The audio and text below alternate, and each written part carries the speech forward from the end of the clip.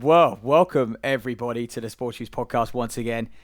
I'm introducing it because we have a interim co-host in Alex Sutton, a runner himself, B-race specialist he likes to be known as. I think, the last time I saw him race was at the Dulwich podium, which he took down 2024 maybe, 2023. Special era. So he is standing in for Lum, who is on his honeymoon. I was at his wedding on Tuesday. It was fantastic. Great reunion with friends. So I'm still recovering from that. This heat is not being kind to me. But look, Alex, firstly, have I introduced you correctly? Is that how you want to be known as?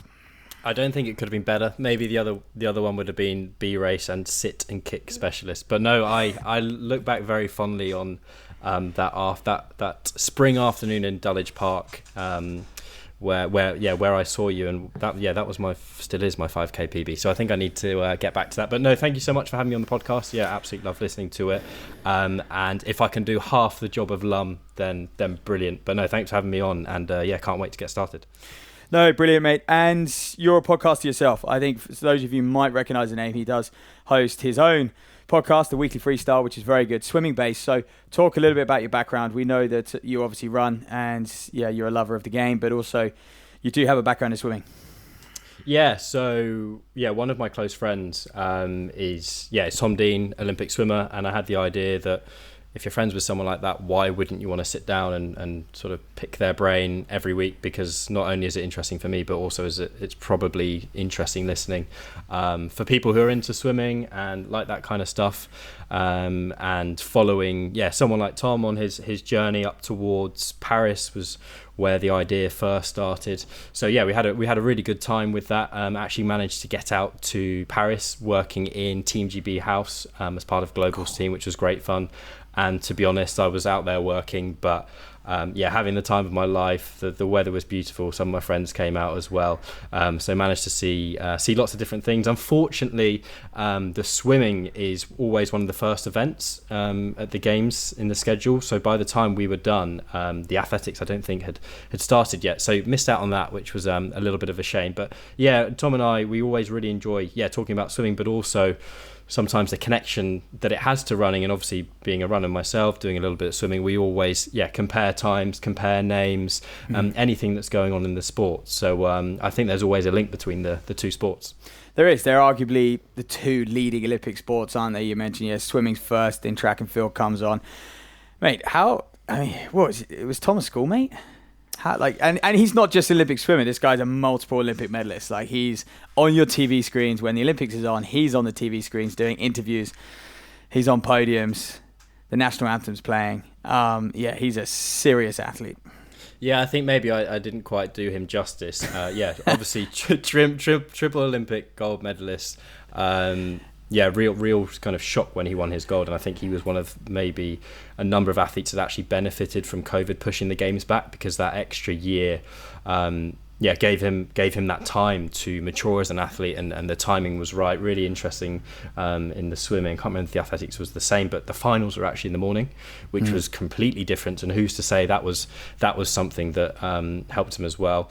Know him originally from swimming at Maidenhead Marlins. We've got a lot of mutual friends, just hung out together ever since, and it's been really fun doing the podcast. Mate, I promise we won't speak about swimming this whole episode, but I think it's a good introduction for you, a good background for them. But also, what characteristics, what traits does Tom have that necessarily yourself, your friendship group, those in that club don't have? Maybe physically, but I'm probably alluding to more psychologically. Yeah, it's a really good question, and something that I've had the real benefit and pleasure of knowing someone like him, and also even bring it back to a running circle, being a housemate of Arlo Ludwig, who's recently gone on to be 1500 British champ. So it's people. Everybody people you like know seems to. What is it about you? Everyone you know seems to be successful. Ludwig, Slady, you and him go way back, and of course Tom Dean. You've got a little. Yeah. Who else do you know? Well, I think the problem is I just hang on. I hang out with people. But I'm sure maybe there are a couple in there. But yeah, I think with Tom from a young age, and to be fair, it was a big thing of his family. He's got 4 siblings. He's got really supportive parents. And I think the thing for me in taking it into my own running, when I was running down at Reading AC, I'm sure we've had a couple of dust-ups in certain track races and cross meets. I know we're a slightly different age, but the idea, and obviously you'll know from your brother as well and yourself as well, these guys, they don't miss training. They have an elite mindset from the get-go. I think especially in swimming, people tend to peak and become elite on the elite stage maybe a little bit earlier than runners. Often it will be early 20s. I think especially for females it can be even earlier, and I just think it's that approach. Even when you're even as young as 13, 14, you're already training like an Olympic athlete, and it's sort of drilled into you. I think one thing as well, I think there has to be an element of natural brilliance there. I think physically the way he's built, but then also his ability mentally to shut off and get through those hard training sessions. And I think also the pressure around things, to be able to shut off and perform when it counts, is a massive thing, because I don't think everyone can flick that switch. And I know from some of his colleagues, and you'll see from loads of athletes, they could physically have everything they need, but actually when they get on the block, or if they don't enjoy competing, that's where they can fall short. Yeah, what was he like in the build-up to winning gold? Like the exchanges you had with him, or was he completely locked in? You didn't even get to talk to the bloke in. Yeah, it was the build-up to Tokyo and Paris were a little bit different. One with Tokyo because there was the COVID element, so it was a complete unknown. Also, he was a much younger athlete, a little bit of an unknown quantity. Whereas I think Paris more recently was a little bit more pressure. If you've won a gold medal, everyone knows who you are. For the running fans listening, you may have heard of the 4x200 freestyle team, which is one of the crown jewels in not only swimming but also Team GB. They were the first team, I think the only relay quartet to be the same four. I don't think it was necessarily the same order, but the same four to defend their Olympic gold medal. I don't think that's ever been done. So even within the individual and also the relay, there's an element of pressure there. And I think also when you become an athlete with stature, sponsors want a piece of you. You're going to be potentially the name on the front of, he was on like fajita packages and stuff like that. That was not happening in Tokyo. So it's a different pressure, and I think he would say, not easy at all times. But you got to go and deliver. And I think as well in Paris there was a bug going around, especially in the swimming camp. So I remember when after a couple of the swims we saw him afterwards, and it sounded like he had horrible smoker's cough. So even things like that on the day, and in the week itself, you can have something that's completely unknown that you've just got to deal with.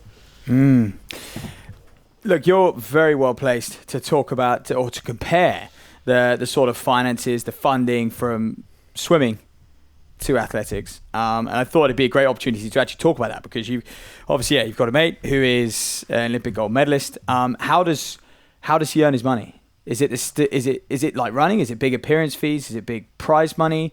Is he just solely dependent on funding, sponsorships? What are the differences between the way a swimmer will, I guess, earn a living compared to a distance runner? Yeah, well, I'm sure he won't mind me reading through his financial statement for the year. You are his accountant.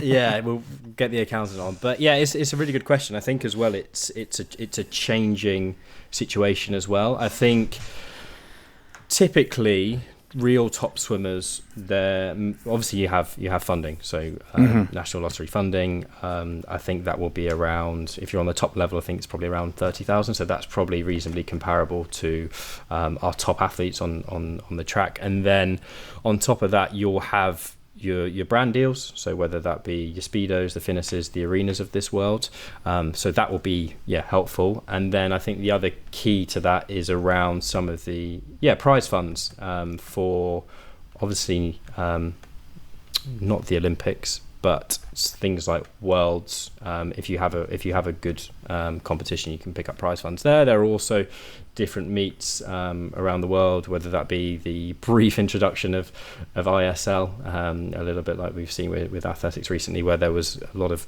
cash injected into the sport, where swimmers thought this could be a real chance to earn money over a longer term. But the reason I say it's interesting in a changing landscape is I think brands are maybe not seeing quite the same value in sponsoring a swimmer as they once were. And I think unless you're right at the top, I've heard stories of some of the best swimmers in the globe, actually, that the brands aren't willing to renew their contracts, improve them, even though they're performing at the real top of their game. Hopefully that was insight. Obviously there's some brand endorsements there as well, which are helpful. But at the end of the day, you do have to swim well to earn prize money. And I think similar to athletics, it's really that only a very few at the top, especially when you're looking at it from domestic point of view, that can really do well. Yeah, is it fair to say there's perhaps not the same depth there that there is in track and field? Like, is when that funding list gets released and it's like, okay, who's made funding for the next Olympic cycle? Do they work in Olympic cycles? Do you get funding for 4 years, or is it like athletics? Is it just a new batch of athletes every year? Yeah, that's a good question. I'd have to double check. I want to. I'm not 100% sure on it. But you do tend to have similar names that are coming through. I think there's a lot around the funding around previous performance at your major events. Your Worlds or the Olympics, but it can be really, really cutthroat. I mean, they probably only got a specific level of funding to give, and actually, if athletes have a good year and then suddenly fall off, people can be cut just like that, and you suddenly go from having some level of support to nothing. But there is an element where if you perform well at the major champs, that you are going to get backed by that. But as I say, that's probably not the main source of income for these athletes. So it can be a little bit like waiting for the lottery numbers to come out, because actually you don't always fully know who's going to be there. As you say, up and coming athletes as well, they want a piece of it as well. No, interesting stuff, man. Let's move on, talk about funding. I mean, big news this week, Olympics announcing $10,000 to any athlete who goes to the Olympics. They phrased it as a grant. I haven't dug into the real small print of that, but it seems like every athlete who competes at the Olympic Games is going to be eligible to claim $10,000 after or within the 6 months after the games, as long as they haven't suffered any doping penalties or offences, I should say, and that makes total sense as well. So I guess that's a small step forward. What is that, £7,000? So not a bad step forward. A consolation for some athletes, perhaps. I mean, we know how a lot of them look. Yeah, you've got your stars, but actually, a lot of them are probably working part-time, can work for 5-6 months. You hear all these stories of people taking sabbaticals, so that probably would help. We probably see it less in our sport than other sports, but yeah, I do appreciate it. Does anyone in the swimming world sort of just come out of nowhere, or are they all, anyone who goes to the Olympic Games in swimming, are they traditionally all on funding? They've been in that cycle for a period of time, or is it like track and field where you could someone has a good season, bang, they're off to the Olympics? Yeah, this is something I wanted to pick up on as well, because I think one thing around performance at major championship is always going to be linked to the selection policy and how things work domestically.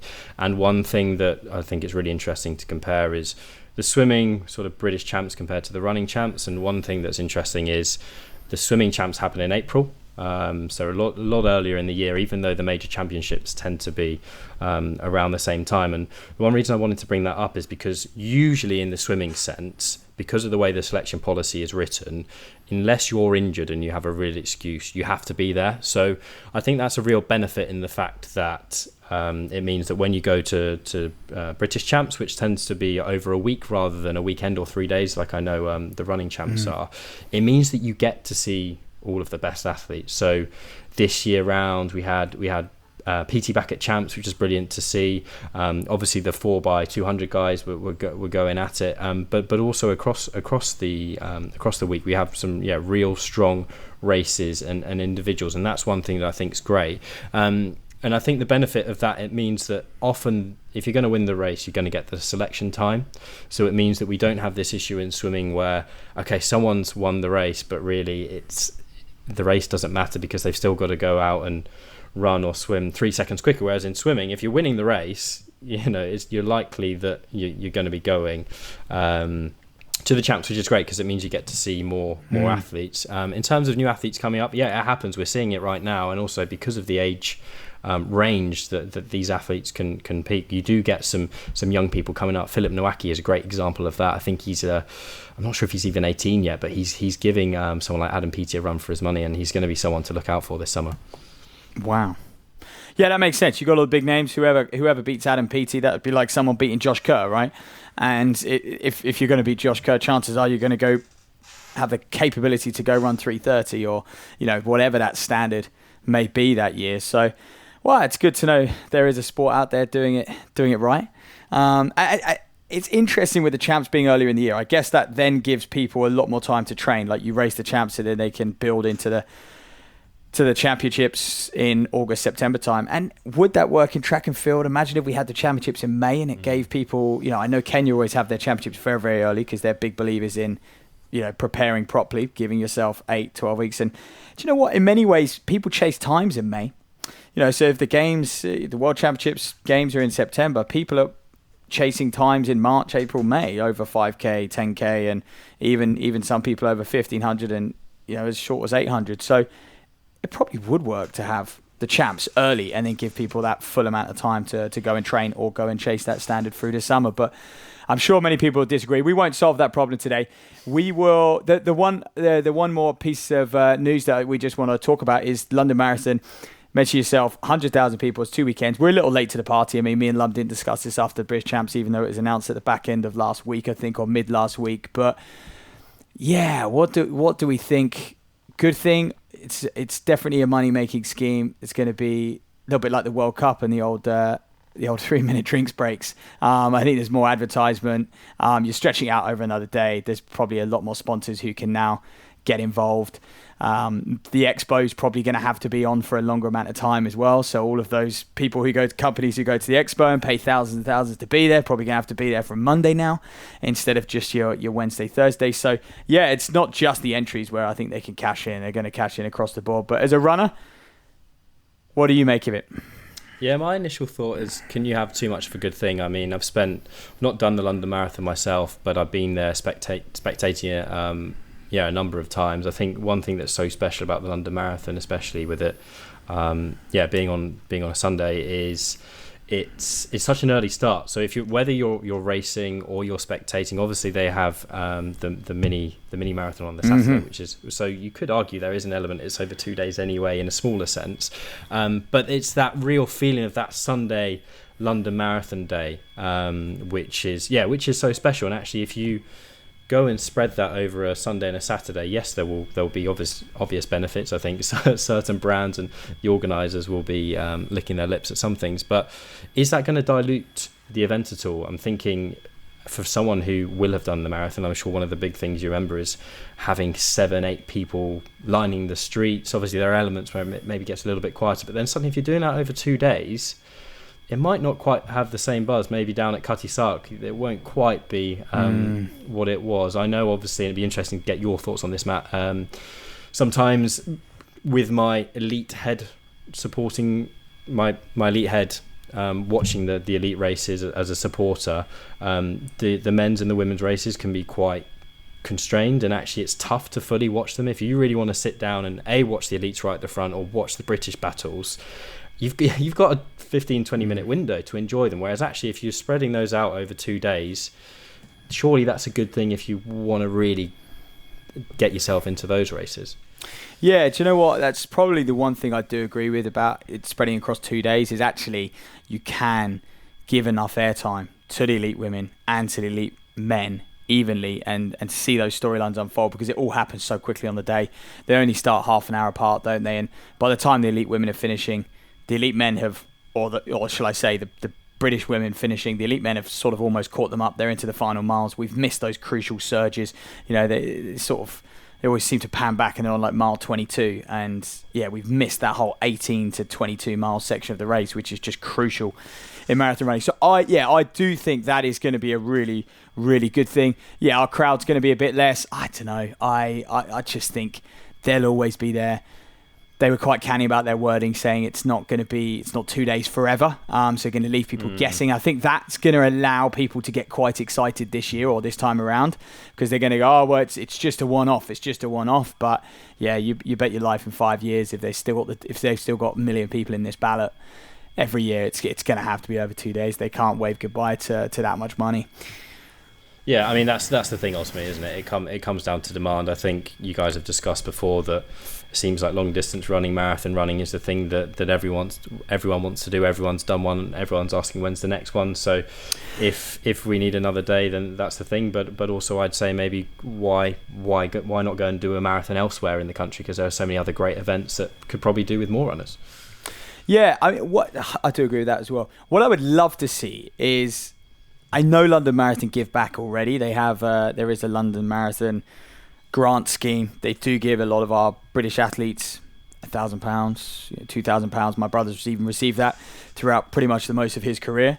And I know that stretches quite broadly. I don't know the exact number of how many people receive a grant from London Marathon events, but a number of top sort of domestic athletes will, and it goes a long way. But yeah, there's going to be a point where they are low-key in a better position than our governing body, and they've already partnered with our governing body in one way or another. And so I wonder if we start to see this money, that it would be amazing if this was like a consistent 2-day event and they were turning into this massive organization. We know London Marathon doesn't just stop there. They host pretty much every other major race in the country and starting to go global with all their other races as well. So I would love to see their money eventually start to go back into our sport. We briefly touched on funding, but yeah, is there a way they can help fund others? Is there a way where they can sort of, I know many years ago they had that house in St. Mary's, which was heavily discounted, and athletes were able to live there for pretty much next to nothing. And so I wonder where they go back to their roots in that way and support British distance running. Yeah, I guess the thing looking at this is always how are you looking at the situation, because there are probably people that would maybe say without an elite hat that funding could be used elsewhere. But actually, if you're a fan of elite sport and you want to support those guys, then you'd say, no, actually, let's do some more stuff with our elite runners. I think there's probably another question about, well, how far does that money trickle down in terms of, are we looking to get into the young athletes as well, looking at sort of their future careers? Because I guess one reason why so many people move to the roads is the prize money is probably the strongest it is easily anywhere in athletics, unless you're winning a diamond. Well, put it this way, we are so far away currently right now, we are so far away from seeing a British winner at the London Marathon. That could be objective number one. Let's have, look, of course, we want Olympians, we want people to go win gold at the Olympic Games, but let's produce a London Marathon winner. Let's boost. I guess the first step is boost British marathon running. How can we give support and help to a British marathon running group, much like, let's be honest, these in America, how Nike fund what was once the Oregon Project, BAM Project, OTC, and now it's Swoosh TC and all these other things. And that is, there's a couple of internationals on their teams, very few and far between, but that is solely there to improve American distance running. And, I wonder if eventually we see that from London Marathon events, because we've still got a long way to go when it comes to road racing as a nation. And yeah, wouldn't it be great if, we have a British winner sometime soon? In the next 5 years, maybe. They're out there. Emil's out there. Emil's out there training. Come on, Emil. It's going to take a. But it on the men's side, it's taking 1:59.30 to win London. On the women's side, you pretty much have to be a 2:10 equivalent or a 2:11, 2:12 runner. And so we are. Although we have great athletes coming through, surely there's a world where we can push. And the Americans are starting to get closer. I know they don't. They're marathons are a little bit more tactical, so it does open the door a little bit more for an American to go and win their majors. But yeah, they've seen athletes win in the past 5 years, especially on the women's side. So yeah, I think that should be the aim for London Marathon. And obviously they never want to rig the elite fields but they could give back. Hopefully they do already, but hopefully we see it. We see more of it. So there's the news. There's the news roundup, mate. We can preview Paris Diamond League as well, but we can get to that. One thing as well, just listening to you guys on the podcast, I know that you're often doing news roundups, but Matt, I was also keen, as you mentioned earlier in the podcast, I'm a big Richard Slade fan. Always interested to hear about your commentary, and as well, when I was thinking last night about potential discussion points, I don't think it's often something you discuss around what you do. Just wanted to pick your brains on a couple of things, if that was all right. I think firstly, and I've been down to a couple of your sessions at Oxford, which are I think. The energy in that group is so strong. The results you're getting, some of the stuff you're doing away from the racetrack with the Ikeden is great as well. What are you looking to build there, and what is there magic in the air down at Iffley Road, and how far do you think you can take that? And I guess what I'm asking is what's the secret to success there? Well, mate, I'm glad you had a good time when you came down, and you speak about the magic of Iffley and the energy and all of that jazz. But look, number one for me is I want to give athletes the best experience over that hour, that 2 hours that they're giving up their time. They come to the track, they've gone to the grass field, or we're up the hills, or we're on a horrible tempo reps on a towpath in pissing rain and cars hammering by us and whatnot. But regardless of all that, I want to make sure that athletes have a very, very good experience. And that comes for me before performance, because the chances are if they have a good experience in that hour or two and they walk away and they go, that was really worthwhile, then they'll be back the next day. If they're back the next day and the same thing happens, they'll be back the day after that. If they're back the day after that, then they're closer to a week. And once they have a good week, chances are they'll have a good month. If they have a good month, they'll have a good year. And if they have a good year, then they set themselves up for a good career. And that's definitely, you talk about philosophies and everything, that's definitely my philosophy, is to make sure first, before performance, people have a good experience, and then the performance comes after that. And then, when you think about, obviously my objective is to make everyone faster, and everyone I work with, I want them to be a better athlete when they leave Oxford than when they arrive at Oxford. And I think one of the ways you do that is you make sure that you're analytical enough to figure out what works for that athlete. And they also need to have that sort of mindset and mentality and be aware of what's working and what's not working, because that's what the best do really, really well. They spend 5 or 10 years, the early part of their career, and yes, they're training, but they're also figuring out what works for them. Once they've figured it out, they then just rinse and repeat. And I've been around elites, and we've recorded over 350 episodes of this podcast with elites and coaches and people who have been very, very successful. And I think one of the things they do is they harp on about consistency, and not many people know what consistency looks like in practice. A lot of people just say, it's just getting out the door in the morning, but it's actually doing, it is that, but it's also doing the right thing consistently. And that's what the elite, you can be consistent in doing the wrong thing and you won't get better. And that's what the elite make look very, very easy. They make their training look simple, but they've built themselves a program. They've found the recipe for them. It's different for everyone, but they found the recipe for them, and they're confident enough just to rinse and repeat it. They're confident enough not to get distracted, to force change when maybe they don't need change. And then they are obviously they're aware enough, and they have the skill set enough to make the small changes when they need to be made as well. And I think that's basically, the one thing I want people to do when they walk away is, one, understand themselves enough that they know that, look, okay, if I do this, this is going to get me pretty fit, and it's going to set me up for a good 6 months, year, whatever it may be. And that's the way, certainly the way I coach. And I think that's how you're going to make people faster. And it's a fine balance, isn't it? Because everyone always says never stop learning. I totally agree with that. If you don't adapt, you're probably not going to survive. And then also the other extreme is doing the same thing over and over again, because that's how you've done it for the last 15, 20 years, whatever.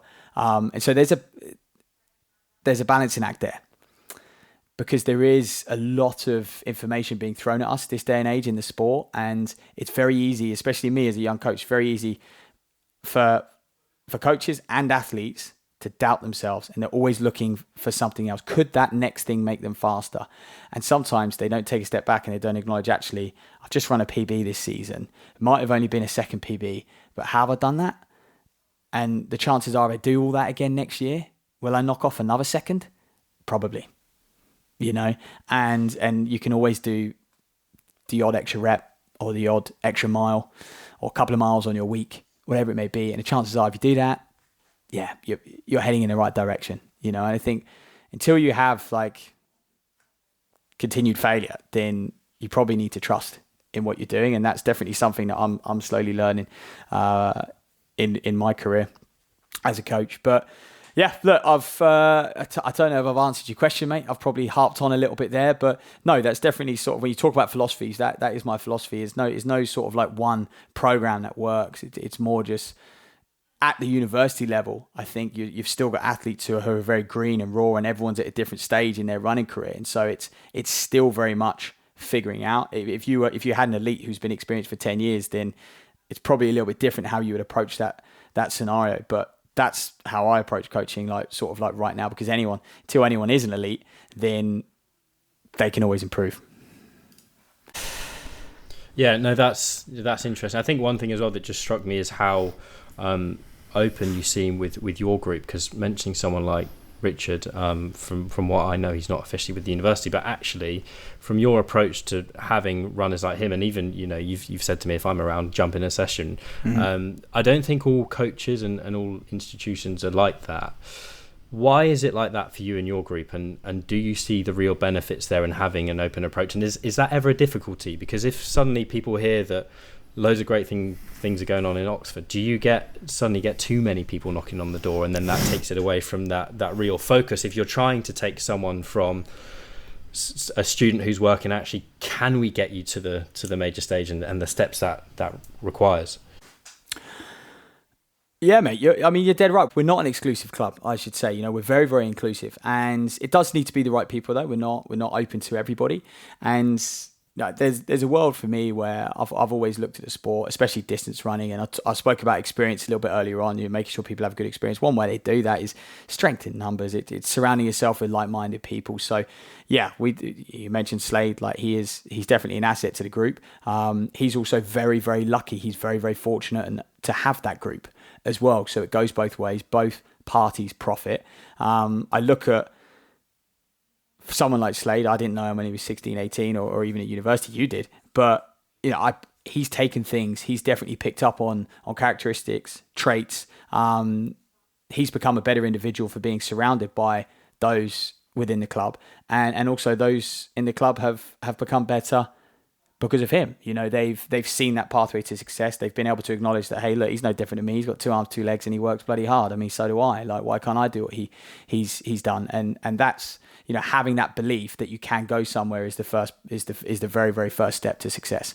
And I think so that's a massive win. And also they've seen his lifestyle, they've seen his habits, they've seen how he's very relaxed, doesn't put too much pressure on himself. Maybe that's been quite easy for him because he's just been on sort of an upward curve. And the faster you get, the higher the expectation that you put on yourself and probably others put on you as well. But yeah, so far it's I look from the outside and I enjoy the fact that you can bring people from different walks of life and they can make each other better. And yeah, definitely being in and around that environment, you quickly step up and you quickly demand more of yourself because you look to your left, you look to your right, and everyone else is doing the same.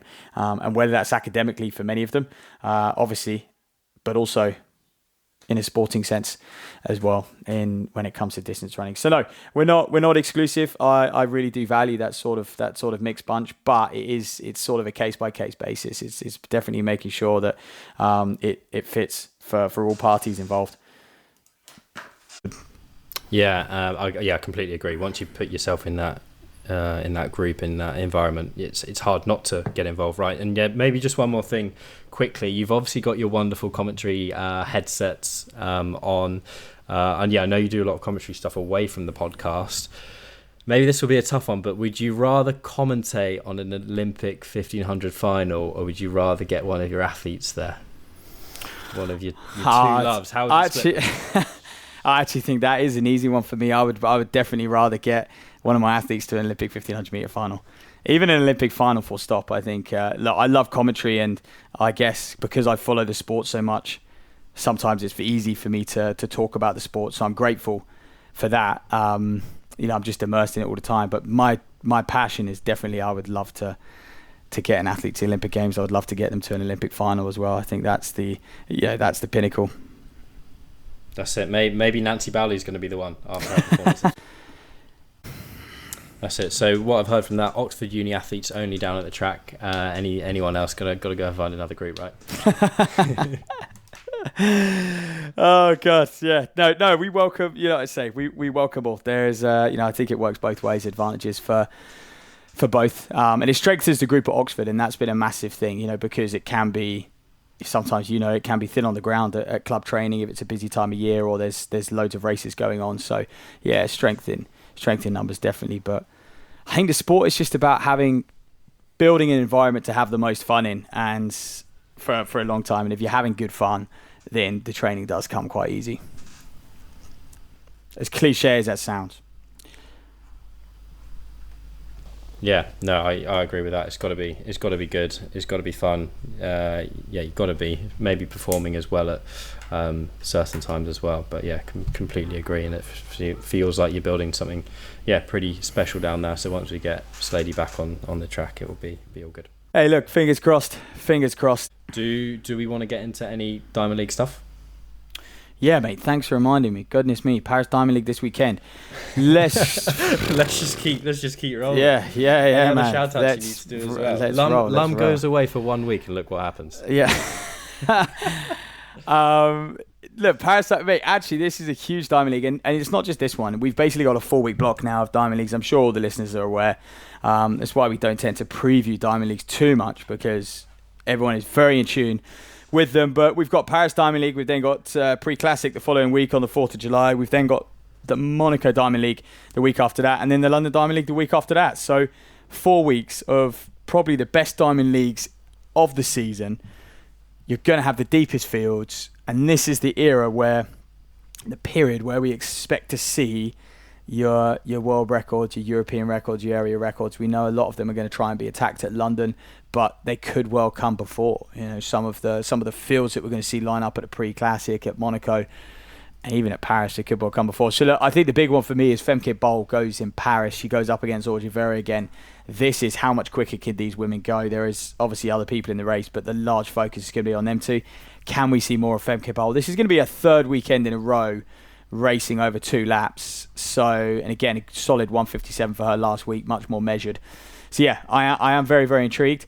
And then we've got the men's 8. Ben Patterson goes in that. And yeah, for me, I just want to see Ben Patterson really, really compete, finish. I'll almost sort of like start to get in, because it's a heavy European field actually. The only non-European in there is Müller and Arup. So for me, it's can Patterson can he take down your Crestans, your Atuis, and even sort of start to challenge your 2 hours, because that man's definitely going to feature at the Europeans for a medal if he's in shape. There's a men's 15, which is a very solid field. It's not a Diamond League event, but you got Cam Myers, you got Laros is back after his 143. This is 2 youngsters. For me, Myers just hasn't looked convincing on Diamond Leagues, and I think he needs to back himself more. Are you a fan of Myers? Just finding him in here. Yeah, no, I am actually. No, look, he's in the 1500. Wait, where's Myers? We'll take this bit out, mate. I've put you on the spot. Oh no, Cam Myers he's the young lad, isn't it? Cam Myers is a young lad, yeah. No, I didn't know him. Yeah, no, it's always good to see youngsters in the sport. Yeah, I've seen a couple of his races where he's kind of come out a little bit of nowhere. Always interesting to see how the Australians get on. Over in the Northern Hemisphere. So yeah, going to be some good matchups. Hopefully see Mr. Whiteman on the start line. Don't know if you have any intel on that, but yeah, it's going to be good for sure. I know he's in good shape. Obviously, yeah, one British champs, but away from that, I know he's training very well. So yeah, that men's 15. You got Andrew Coscoon in there as well. A bunch of Frenchmen also in there. The advantage of being a Paris Diamond League. So yeah, it is. You haven't got your hard-hitting Americans. Nagus has been in form. You've got Hobbs Kessler in there, Ciatti, but you haven't got the big guns. So it is probably a bit of a Myers-Laros matchup with Whiteman if he can get amongst it and pay close order. So yeah, I think Myers has to sort of put his foot down and show that he can win these races for me. And in the men's steeple, we've got another one. We've had 3 in pretty quick succession. There's a massive field, over 20 of them in there. And I mean, that is just getting outrageous. But when it strings out, I think that is the advantage of the wave lights. When it strings out, you can have people on the rail. You haven't got these large groups. It's not as chaotic. The 800, obviously just a little bit more physical, but the distance races, everyone seems happy to sit on the inside, whether they're in 10th or 1st or 20th, you know. So, and you kind of get 2 different races going on. That is another thing with the wave lights, is because for the crowd in the stadium, I think that is quite engaging actually when you have, and I've been really anti-wave lights, I still am, but if you have a green set of wave lights and you know that El Bacali and co are going for a sub 8 minute clock in, they're on the wave lights, brilliant. And then you have a red set of wave lights and you make the crowd aware that, hey, look, this is the European Championship standard. How many Frenchmen can we get under the European Championship standard? Or this is the French record, or you know, whatever it may be, this is the European record, and it's it's a little bit slower. I think that's engaging, and the crowd can interact with that. At least trackside and us on TV as well, if they're in shot, we can engage with that. So that's one small perk of the wave lights. And then the women's 15 is Georgia Hunter-Bell, and now I just want to see how fast she can run. I think we've seen her over the 8 look very, very good. We've seen her win 1500s off a quick last lap. Now it's like, okay, Georgia, like, what can you go do something crazy? So I'm quite excited for that. Yeah, this will be good to see. I think as well, it's always that balance between running quickly now and also obviously with the majors coming up. What's after Commie Games? Is it Euros? Yeah, it's literally the week after. Yeah, week after Euros. No, mate, don't be. they have Euros in swimming as well, so I assumed it was. So it'll be interesting to see the timing on that.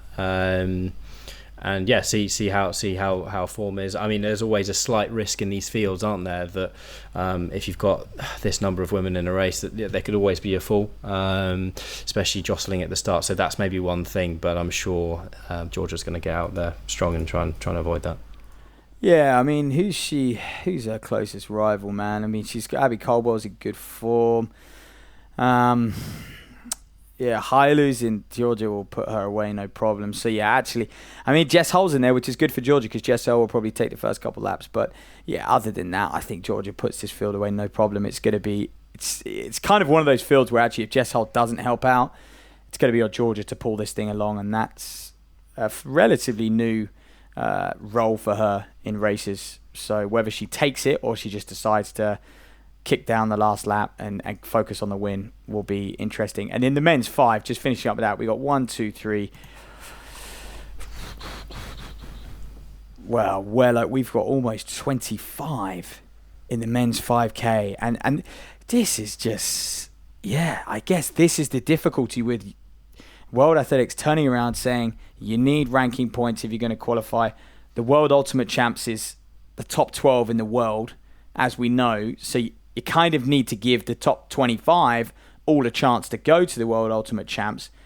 And the only place to run fast is the Diamond Leagues. So it is just absolutely stacked. And we're probably this is going to be very fast. Jimmy Gressier's in there. He's just run a French record over 3,000. 7:28, I think he ran. He's going to be after that European record of 12. What is it, 12:44? So, can we see the first European break sub? Go sub 12:40. It's going to be interesting. But what do you, man? As someone who probably you're not super. You watch the sport as just a normal fan, as a neutral. What do you make of the Diamond Leagues? When you watch that 5K, will you be on the edge of your seat? Yeah, I think for someone who has an interest in the longer events, it's always good seeing these names. I think for someone like myself, it is good seeing names that because actually I think maybe for more of a purist who can understand how quick these guys are going with the wave lights as well and chasing times, that's one thing.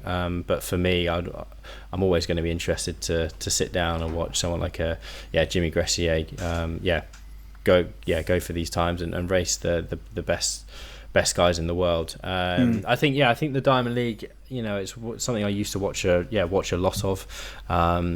Maybe not quite so much anymore. I think even just going through, we've got season best PBs, but also world ranking points. It's what does this race really mean for the casual fan? That's always the slight thing to look at. But yeah, always keen for watching a dust up on the track. You're right. What does it mean? What is the meaning of all of this? And yeah, that is something which I think World Athletics are trying to sort of sort out by these ranking points, and it's going to take a long time for people to sort of understand and know the consequence of a 12:50 performance versus a 13-minute performance, and how that impacts them, or a 13:05. You know, when you haven't got that just line in the sand of a qualifying standard. So there's your Paris Diamond League, ladies and gentlemen. We've obviously got Eugene the following week, so we'll be back. I will be catching up with a couple very exciting guests this weekend and into the early part of next week, so there will be your next episodes. And I must thank Alex for stepping in today. He has, you rate him in the comments. Please don't. Should he stay or should he go? It would just depend if you've edited the bit about Cam Myers. That would be the deciding factor. I think that might knock me a couple of points. Do you know what though? This is, that's actually a good quiz. Maybe we should quiz people before they come on how much they know about distance running. Let me see this men's 5K field. Could you don't have it in front of you, but okay, I've got rid of it now. Okay, do you know who Graham Blanks is? Yes, yeah, no. Does he have the long hair? He's got a he's got like black curls. The other American. He's got some curly locks. Retired. Who are you thinking of? Blankenship. You're thinking of Ben Blank. My bad. Ben Blankenship, that is a good one. 2010. Okay, so you don't know who Graham Blanks is. Do you know who Eduardo Herrera is? Not today. Not today. But this is the thing, 12:58 5K guy. It's almost like, a guy who's run sub 13, he should be common knowledge. We've had him on the podcast actually, so you can listen to that episode. But that's my homework for this week. Absolutely. No, good stuff, mate. Well, look, pleasure. And then just a quick message for those of you who are listening. The Pursuit 5000 up in Stirling on the 4th of July. I'm going to be there. It's a world tour meeting. It's got Challenger label status. The fields look incredibly impressive. Over 5,000. Some of the big names to look out for. Jacob Cahn's going to be doing it. Jake Smith's going to be up there doing it. These are guys who've just run 13:40 off the back of British champs. Tom Graham Marr as well. He's another sub 13:40 man. Kadar Omar's doing it. We know he's in form. So yeah, the elite field's looking good. In the men's A, women's A, very similar. Lots of women's sub 16 minutes. But those fields are looking to still grow, and they're looking for pacemakers as well. So if you fancy pacing 3K, 2 to 3K in either the women's A or the men's A, then or even the B races, do get in touch with those guys on Instagram. Stride Athletics is probably where you want to go. But yeah, it's going to be a terrific meeting up there. And then Podium 5K, sign-ups for Podium 5K in Manchester on the 16th of August. Don't want to miss that. You don't want to miss that. I mean, mate, when are we going to see you get out there and do a Podium 5K again? That's a good question. I do need to get back to it. Like Lum, I will soon be on a honeymoon as well. So that's taken a fair bit of my thinking. But after that, it's going to be incredible. Who knows? I might even make it into an A race. Hey, we hope so. Wait, quick question. Actually, we've suffered through this podcast. I'm sweating away here. My office must be 30 plus degrees or whatever. But are we all just becoming a bit soft? Like, are you running in this weather? Like, how's training looking in this weather, man? Yeah, it's okay. I think getting out later has to be the key, or getting out early morning. I saw is it Finn Profit, one of our GB runners. He was at Macclesfield track at like 6 o'clock yesterday morning, which is, if you can do it, that's a strong effort. I do think there is an element of, you've got to be a bit smart with it as well, right? If you're going to smash out a session on the track or on a grass field where there's no shade, I mean, that's probably not what you'd probably be advising your runners to do. But I guess also dropping the distance down in summer when the heat increases and the sun's out, it's probably a benefit. So you're only having to survive a minute rather than doing some of the threshold stuff. So maybe as global warming increases, more people will drop down the distance come summer. Yeah, I agree. I think, my advice is it's a bit like altitude. You either take longer recovery or you adjust your paces. If you want to run fast, just take longer. Let the heart rate drop. Cool yourself down a bit. And then, if you want to run far, then you probably have to just adjust the pace a little bit there. So look, it's been an absolute pleasure. Alex, thank you very much for standing in, sharing your expertise. Until next time, mate, we'll see you soon. But thanks, listeners, and we'll be back actually probably during the week. We'll definitely be back we'll be releasing an episode on Sunday with a very special guest off the back at British Champs, and then possibly another episode on midweek or the following midweek as well. And then Lum's back from his honeymoon, so we wish him all the best. Alex celebrates in the background. Come on, Lum, get back. Hey, good stuff, mate. Thank you very much, and take care, everyone. Pleasure. Enjoy. Now's the treat.